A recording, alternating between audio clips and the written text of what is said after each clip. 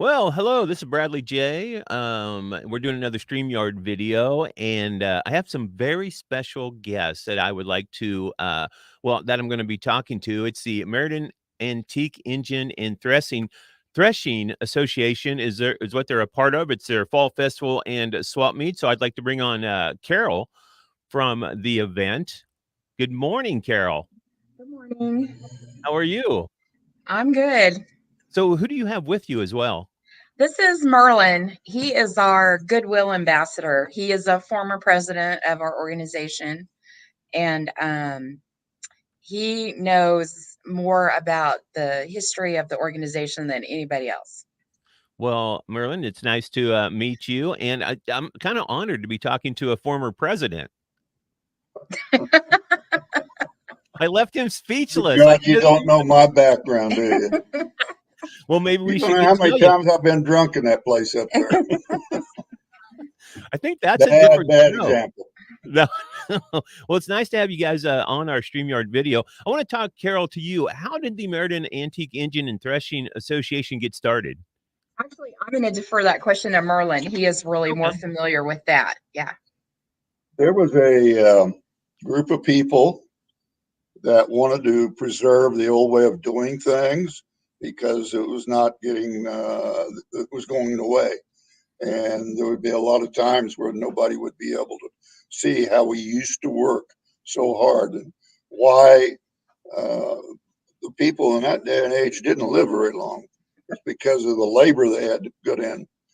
So Gary Bowen, who's still one of the members, was one of the founders of it, him and his dad, along with two or three other people. They donated money to buy the original strip of land right along K4 Highway. And we started out with the plans to turn it into a show every year. The first show was held over on about a mile, about 2 miles south and east of the present showgrounds. And then when they bought this ground, they moved it to where it's at now. It evolved from the fact that with no buildings there, all they had to do was to cut lumber. So they started out with a sawmill, and the sawmill started cutting lumber, and then they could start building things. They started building, and they built the blacksmith shop. And then from the blacksmith shop, they built the Sims building. And if I get some of these out of order, I'll be corrected quite handily when I get back to the shop. And then after that came the Sims building. But all that lumber and all that structure was cut right on the sawmill out of cottonwood. And that's why we call it the Cottonwood Station, because all the wooden buildings are built out of cottonwood, the main structure and the sheeting. And then after they got that done, and then they started getting ready to add other things. They finally built a roof over the sawmill so they could work at different kinds of weather. And then they put up a metal building that would house antique equipment so people could bring it there and leave it. And primarily it was made for the original founders. And so they got to put their and store their equipment there. Then we built a sorghum shack in there sometime or another because sorghum was one of the old time ways of doing things. Because that's the way our grandfathers and great grandfathers had to sweeten their food and cook with it because there was no way to go get white sugar anyplace. Well, so, Merlin, what is sorghum, and how do we use it today? Sorghum is a grain, a grass that is grown only for human consumption, and we plant it somewhere between the middle of May and the 1st of June, depending upon what variety that's got 100 days, 102 days, or 110 days. Depends on what variety we get. Depends on the weather, how rainy it is, and where we can plant it. It's it was brought over by the slaves from Africa. It's originated in Africa, and so it originally was very popular in the South. And so what you do with it then, after it's ready to harvest, and especially the sorghum's going to be the sweetest when the seed is in the dough stage. All right, And that's exactly when we harvested it last weekend. So what we do is we go out and cut it down, and we lay it on a trailer and cut all the heads off of it. And then we have to strip all the leaves off these cane stalks. And there's a picture, it'll pop up here pretty, yeah, there you go. And then we'll have these bare cane stalks, because if you don't cut the head off and take the leaves off, what's going to happen, being it's a grain that reseeds itself, it's going to do everything to save itself so it'll have a product next year. So it'll take all the juice out of the stalk. So we don't want that to happen, because we want the juices in that stalk. We have an antique war press that was really built in Buffalo, New York, back shortly after the Civil War. That's got an 18-inch cylinder across it that we squeeze it with, and you'll see a picture of it here pretty soon. And we take that raw juice, which comes out awfully god-awful green. Yeah, you can see a picture of it there. Gross. It is terrible looking. And that, and we got to skim all that off as it boils, and we'll take, those are 50-gallon vats, and that 50-gallon vat will cook down to anywhere from 5 to 7 gallons of finished product. It depends on the sugar content in the sorghum itself. And so we have the fifth graders in on Friday this week. We always want to try to show the fifth graders what's going on. One of my deals is I'll get the skimmer and all that green slime over, and I'll get a whole handful of it, and I'll sneak a taste, but this finger went down, and they just ooh and ugh, and oh man, I love it. So Them little rascals outfield them. This can all be seen being done at the event. We take it off and bottle it, all natural. You don't have to do anything with high in iron and potassium. Just like honey, you use it, put it back on the shelf. And you can see all this done at the festival. You can see all this being done there, right? That's correct. Yes. Well, let me talk to Carol. Carol, what would you say are some of the highlights of your fall show and swap meet happening September 24th and 25th? Well, the great thing about the fall festival is we highlight the fall harvest.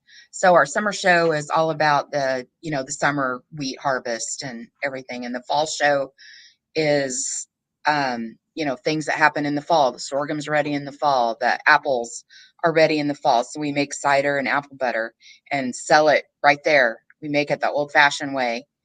And get a copper kettle over an open fire. Yes. And I love apple butter. I remember my grandma having apple butter. And for people that don't know what it is, because it's not, I don't think it's around a lot, especially not from store. Like you go to the store and buy it, it's not the same. So it is not the same. Yeah. What is it exactly, and why should people make sure that they pick some up? Because I'm making it in like Merlin said, in a giant copper kettle, and it's hard to visualize how big that kettle is. And we have a big wooden paddle that we stir it with. And once the apples go on the fire, we've got to stir it. There's my husband with the kids on Kids Day stirring it. We let the kids love to take turns stirring it. And in the beginning, it's really kind of hard to stir. And you've got to just keep moving around the pot so that it doesn't burn. And see the steam coming off of it, that's all the moisture evaporating out of it.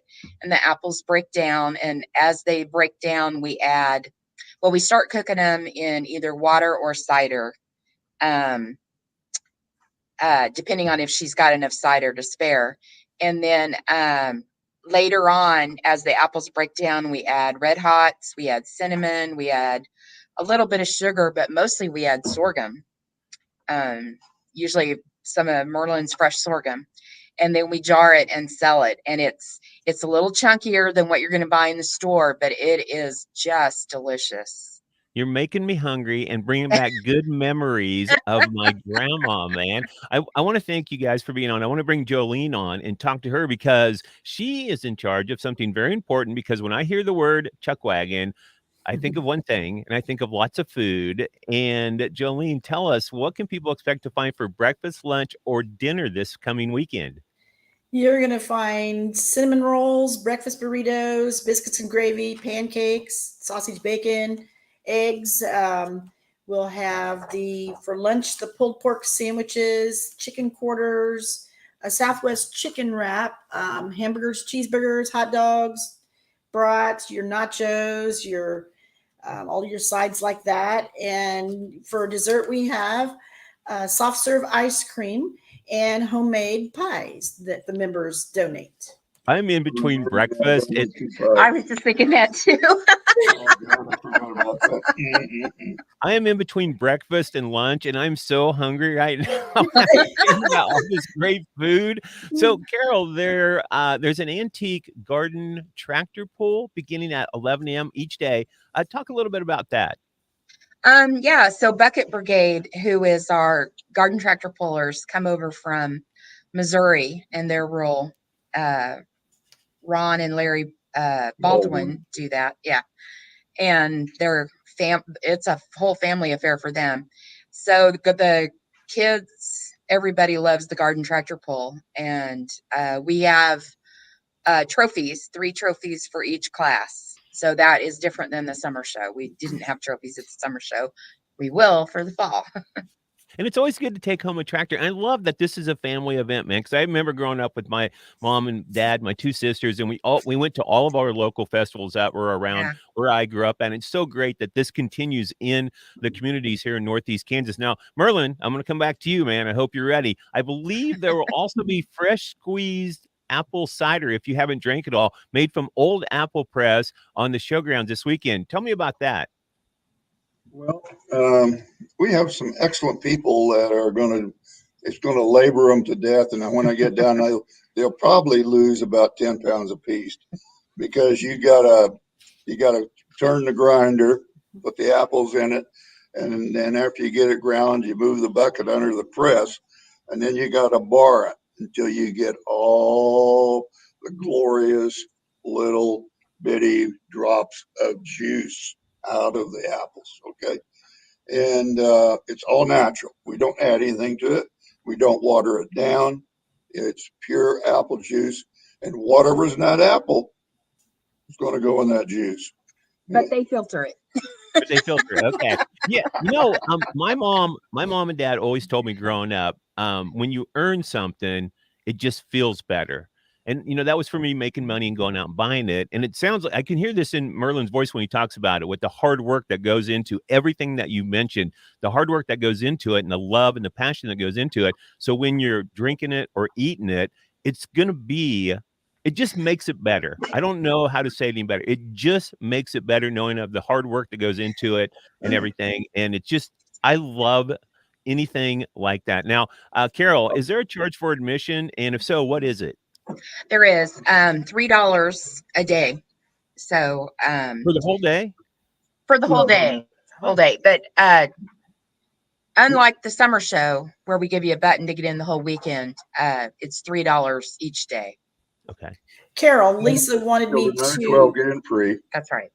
And veterans get in free. There you go. Yeah. And Jolene, you were saying? Yeah, I was reminding Carol that Lisa had just sent me a note and wanted to make sure that we had addressed the fact of whether veterans got in free during this show or not. Okay. And apparently they do. And they do. Yes. Well, Jolene, while I have your attention, there is a band and barn dance on Saturday night. And I can just tell that Merlin is a dancer, and he probably dances with every lady there. So I just want to get that out there. Who is the band, and what are the times they're playing? The name of the band is Good Old Boys and a Gal. They're a local group out of Lawrence and Topeka area. They're playing from 7:30 to 10:30 is what I've been told. But however, probably with the option of playing until 11:30 if the crowd and they are willing. So that would be Saturday night. Okay. The band members, I'll attempt these names here without hopefully not butchering their last names. Logan Barnett, Tom Kurtz, Elsie Guybeson, Steve Harrell, and Steve Wild. They will be playing for us and entertaining. Wanted to let everybody know that bring your lawn chairs. Coolers are welcome, but we do request that you please don't bring glass. I think you got an A+ on all those names, man. Merlin, was I right? Are you a dancer and dance with all the ladies at the barn dance? I'd love to. Since I used to dance 2-3 nights a week, and I literally wore my legs out. I could Now tell, I man. could probably get out there and do a lot of huggy.